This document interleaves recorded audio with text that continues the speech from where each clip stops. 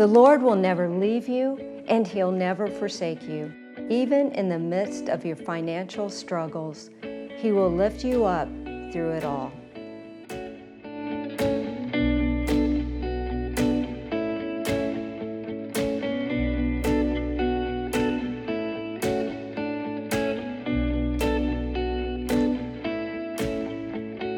Frank Sutton, bass guitarist and vocalist with the Christian country music group DMB, looks back on his earlier years on the road, the financial difficulties, and the time to call it quits.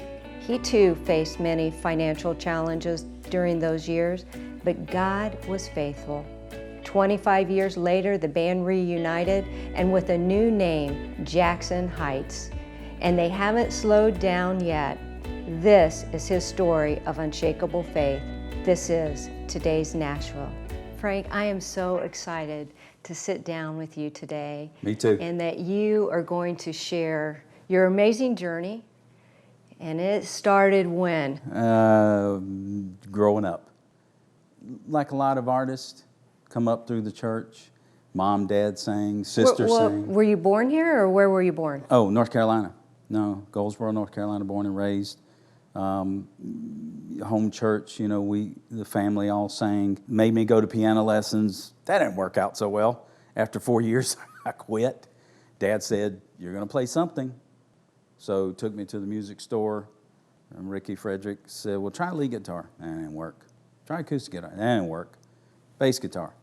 Yeah, that works. How old were you?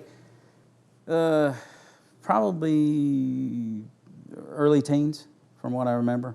Because I'd probably started 7 or 8, somewhere around there, taking piano. And so, yeah, probably early teens. I don't remember exactly. But the bass guitar was it, and started playing for Dad and Mom and all, and them at church, playing at church.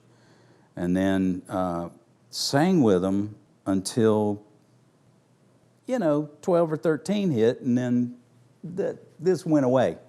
For about 1.5 years, I lost my voice, and so I just kept playing.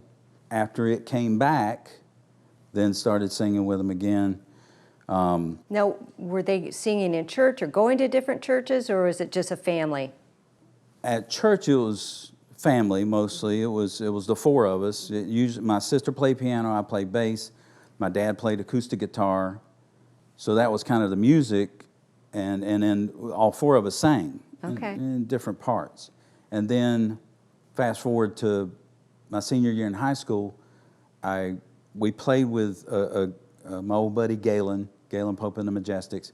We played with them somewhere around town, I forget. They needed a bass player. They asked me. I asked Dad. He said, "Okay, as long as you keep your grades up, you can still do it." So my senior year in high school, weekends, I was going out with them and playing weekends. After I graduated, the spring after I graduated, we played with the Dixie Melody Boys at Charles B. Aycock High School, if I remember correctly, on a Thursday night. They needed a bass player. Of course, they came and said, "Hey, you want to try out?" And I said, "Why?" And they said, "Because we need a bass player." "Well, you got one." He's leaving. "Oh, okay." So tried out with them, and that was Alan. He was the band leader, and he said, we ran through a couple of songs that I knew, and he said, "Hey, give me a minute." Went and talked to his dad, who was Ed O'Neill, Dixie Melody Boys. Came back and said, "Okay, job's yours. We're leaving Tuesday if you want to go." And you're 18 years old, or not? High school still? I graduated in 79, and it was the next spring in 80. It was April of 80. So you just decided to go on the road? Yeah, and at the time I was working a job, and I talked to my dad. Well, after Alan talked to his dad, I said, "Well, let me go talk to my dad." I talked to my dad, and he said, "So what you want to do?" I said, "Yeah, but what about my job?" He said, "You go in tomorrow morning and tell them, they'll understand." So I went and told my foreman the next morning, and he said, "Hey, gonna miss you, but I get it. I understand." So Tuesday, loaded up, and whoop, 5 years of that. On the road for 5 years. Yeah, that's all we did. 1980 to 85, we were gone typically 300 plus days a year on the road. So all over the United States, or? Oh yeah, United States, Canada, You know, we used to do tours up in Canada. What was it like to be on the road at that young of age? You know, all of us were young except Ed. Ed was the owner, bass singer. So he was like our father figure on the road, kept us straight, you know, made sure we... Didn't get it, got to ask, did you get into any trouble during No, any stories? We did. Did you try? We did, no, because we knew better. We did stupid stuff, you know, as being mischievous guys, you know, playing pranks on each other was most of what it was. Like, you know, if somebody decided to take a nap in the lounge and they fell asleep in the lounge, you just take a little mustard and, you know, drop it on their tongue and it when they wake up. Just stuff like that. Just like that. Yes. We just had a blast. We were young guys doing what we wanted to do, sharing the music, sharing the message, and enjoying our time. Let me take you back just a little bit. Yeah. When did you decide to become a follower of Jesus? Oh, that was 13. At a young 13. My family, we were singing at a revival just outside of town. Don't remember the church, but it was just outside of Goldsboro. One of those nights, he gave the message, and my brother-in-law, who is now a pastor, was singing bass with us, and he went up. Yeah, he went up with me and helped lead me to Christ. Yeah. And so you just brought that right into your 5 years on the road. Yeah, yeah.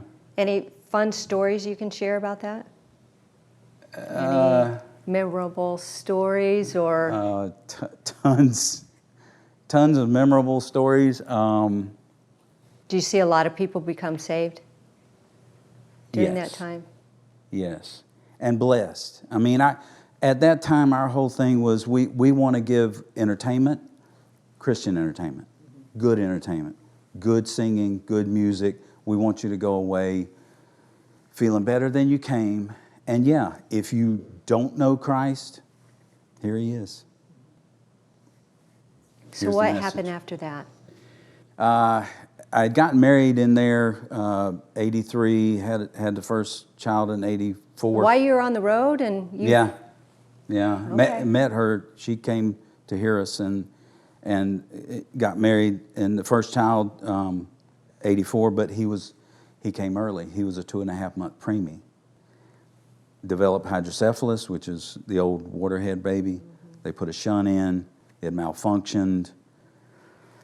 A lot of surgeries, like 6 or 8 before he was 6 months old, and then consequent surgeries and a lot of medical bills. And back then, you know, she had medical coverage, but it was the old 80-20.